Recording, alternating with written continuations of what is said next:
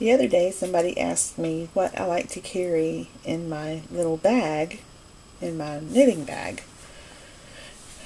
I have a little DellaQ bag that I use to carry all my little carry-along supplies, and it's just an empty little bag. There's no pockets or anything. I like that because it seems like when I have things in little pockets, I forget what's in the pockets. It's just crazy. Anyway, I have some standard things, and I have a few unusual things. One thing I have is this little gauge. It's a knitting needle gauge, so that if you pick up a knitting needle and you don't know what size it is, you can stick it through until you figure out what size it is. So this is 10.5. So that's what you can use for your DPNs or for any needle that you can't read the marking on. See, like a DPN doesn't have anything on it. So you can stick it through here until you figure out, oh, this is a size 0. There it is. And it tells you how many millimeters it is also. This is a clover stitch gauge. And you'll find several others. I also have a little tiny old boy needle gauge. I sometimes carry it instead. It just depends on my mood. So that's one thing I carry in there. And I think it's so cute because it looks like a little knitted hat. Isn't that sweet? And I have a retractable tape measure. And you need to replace this thing pretty often because it starts to get out of shape, and then your measurements won't be accurate anymore. So I have that in there, and that will stretch out quite a bit. It goes, you know, like 3 feet or more. I'm not even sure how many inches total it goes to, but it measures quite a bit. So that's good for long projects. And I also carry my little sewing and knitting gauge. It's got the little slide rule on it. So if you know you need to knit for 2 more inches, then you can just go ahead and set your 2 inches and then set that down and then just come up and check it every once in a while. I like that. That's one of my favorite little tools. And of course you have to have a pair of scissors. So I have these little teeny nippers that are easy for me to grab. The handles are not too small, so I have fat fingers. It's easy for me to grab these and use them. And this is a row counter, which I like because sometimes you work on a pattern and you want to work for 4 rows or something, and you can hook this on your needle if you want. Just put your needle right through it and leave it on your needle, or you can just set it down. But I usually just put it on my needle like this, and that way as I'm working I can turn it. So that's one thing I always have with me. Oh, and I have several of these. I have this burgundy one, I have a black one, I have this blue one. I mean, there's a whole bunch of those. And the reason I have a whole bunch of different ones and they're all different colors is because when I start working on a pattern, if I use a row counter for it, then I write down on the pattern burgundy row counter or blue row counter. And that way, if I lose my row counter, if it falls out or something, and I've got 2 or 3 row counters all sitting together and they have different numbers on them, and then I have no idea what row I was on, so I can check my pattern and I can see the color that my row counter was. So that's just a safety measure I like to do. So far you've heard about all of those things. This is stitch markers, and I have a needle in there, it looks like. And these kinds of stitch markers are just little rings, and you can put those in the middle of a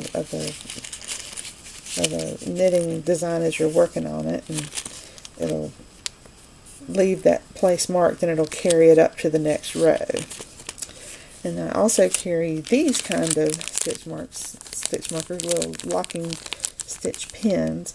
And these are good if you need to mark a stitch and you want that mark to stay down on that stitch. Even as you work up to the next row, the marker will stay down at that spot. And I have these little, gosh, I don't even remember what they're called. Stitch holders, that's it, stitch holders. So you can put several stitches and hold them and then come back to them later and then keep working around the rest of the design. So I've got a couple different ones of those. And I have a magnifying glass, which is good because I have bad eyes. Sometimes I'll be working on a pattern and I just can't read it. So it's nice to have a little magnifying glass for times like that. And plus it's helpful like when you're working on a stitch and you need to get a closer look at what you're working on in your stitch. You can use it for that too. This little thing here I have never used. It's supposed to be good for pulling snags out. I've never used it. I think you go into the fabric and then pull the snag through, but I just have never used it. But I have it, just in case. And this little glass bead is just a little worry thing. So if one helps me think. Sometimes I'll be working on a pattern and I'll just reach in and pull this thing out and hold it. It's like a little worry stone for me. It's just a glass bead from the craft store, but I like to use it as a little worry stone. It helps me think. So I have one in my little bag. This big button is what I use if I'm working on a pattern that has 2 rows that repeat. Then I'll put it face up when I'm working on the first row, and then I'll flip it over when I'm working on the next row. And that way I don't have to worry about a row counter. I don't have to count the rows. I just know I'm working row 1 now. I'm working row 2 now. So that's for when I have a 2-row repeat pattern. This is cotton yarn, and it doesn't stretch. So this is what I use to measure something that I don't really need to know the measurement of, but I want to just measure something when I'm out and about, and I want to see how long something is, and then I can cut this and then take it home and use that as my guide for whatever it is I was wanting to make. And I don't have to write anything down. I don't have to remember any measurements. I just cut it off with that thread and stick it in there. And also I will cut off little pieces of this sometimes to use it as a stitch marker or something, in case I forgot those stitch markers. So I always have the cotton thread in my bag in case I forget those, because sometimes I'll get these out and use them for something I'm working on at home, and then I forget to put them back in there. Oh, and this chibi holds all of my yarn needles. So I have several different sizes in there. I can use it for thick yarn or for thin yarn or whatever. I know I'll have a needle I can use to weave in my ends or do seaming with. So I love my chibi. It's nice to have it, because other needle holders are too short for yarn needles. The chibi will hold really long yarn needles. And the last thing I have is this little stick. And this is what I use for if I'm knitting something really tiny and I need to stuff fiber fill down inside it. This works really good for stuffing. It's just a little wood stick. It's very clean and sanded and nice and smooth, and it's made just for that. This is made for pushing stuff down into like toys, you know, like if you got little tiny arms on a doll that you've made and you need to stuff it with fiber fill, you can use this. And this other side here is for when you press the fabric out and you want to make a nice clean edge. You can use that to do that. So that's what, I don't even know what this is called, but I found it one day at a craft store and thought, well, that's a good thing to have.